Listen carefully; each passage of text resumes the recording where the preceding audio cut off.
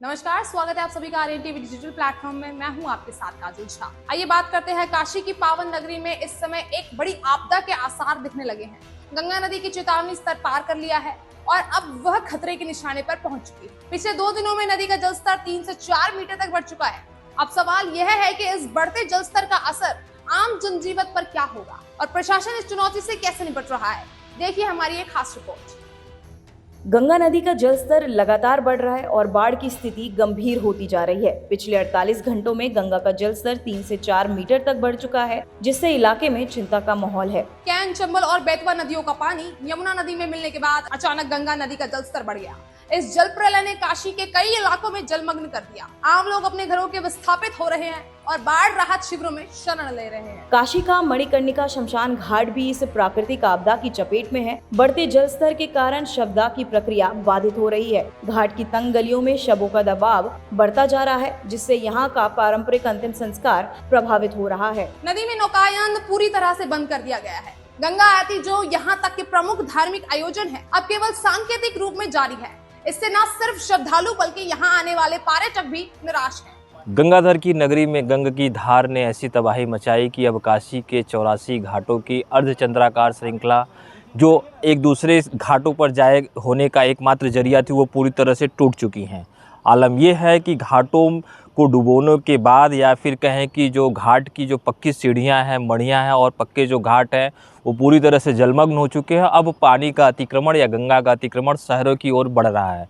आलम ये है कि जो घाट के किनारे के जो छोटे और बड़े मंदिर थे, वो जलमग्न हो चुके हैं, या फिर कहें खुद अब माँ गंगा शिव की धाम काशी विश्वनाथ धाम की ओर बढ़ रही हैं, ताकि उनका अभिषेक भी कर पाएँ इस सावन में। ये काशी के गंगा घाट है का विहंगम दृश्य है और हमारी मौजूदगी सतह से लगभग 50 फीट ऊपर है।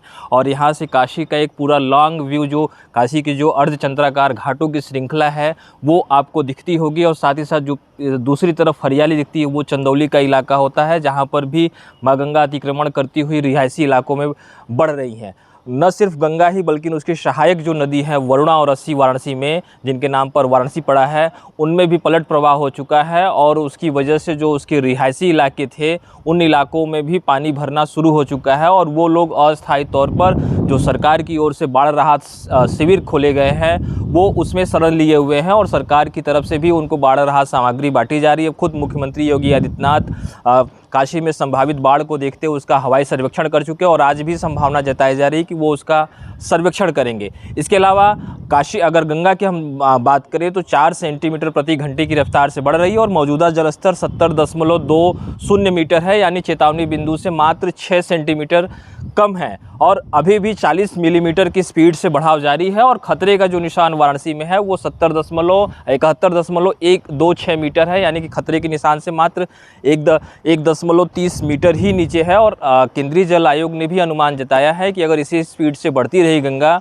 तो आने वाले कल में या फिर एक दिन बाद जो वाराणसी का जो जलस्तर होगा, वो खतरे के निशान से पार करते हुए शहरों की तरफ बढ़ेगा। तो लिहाजा जिला प्रशासन की तरफ से भी लगातार अधिकारियों के साथ बाढ़ राहत शिविर को लेकर बैठकें की जा रही है। लोगों को किसी तरह से परेशानी ना हो, इसके लिए भी तमाम उपाय किए जा रहे हैं। जो काशी के घाटों के किनारे जो दोनों महाशमशान थे, एक महाशमशान पर छत पे सौदा हो रहा है, तो दूसरे महाशमशान पर काशी की गलियों में सौदा हो रहा है। और अस्थायी तौर पे जो गंगा की आरती थी, वो अब सांकेतिक रूप से हो रहा है। साथ ही साथ काशी आने वाले जो सैलानी थे, उनको थोड़ी मायूसी का सामना करना पड़ रहा है, क्योंकि काशी भी पर्यटक जो आने वाले थे, उनका एकमात्र उद्देश्य होता था कि गंगा में नौकायान करें। फिलहाल पानी के बढ़ते जलस्तर के कारण नौकायान पूरी तरह से बंद है। तो कुल मिला कर देखा जाए, वाराणसी में बाढ़ की स्थिति की जो संभावना है, वो प्रबल होती चली जा रही है पानी की बढ़ने के साथ साथ।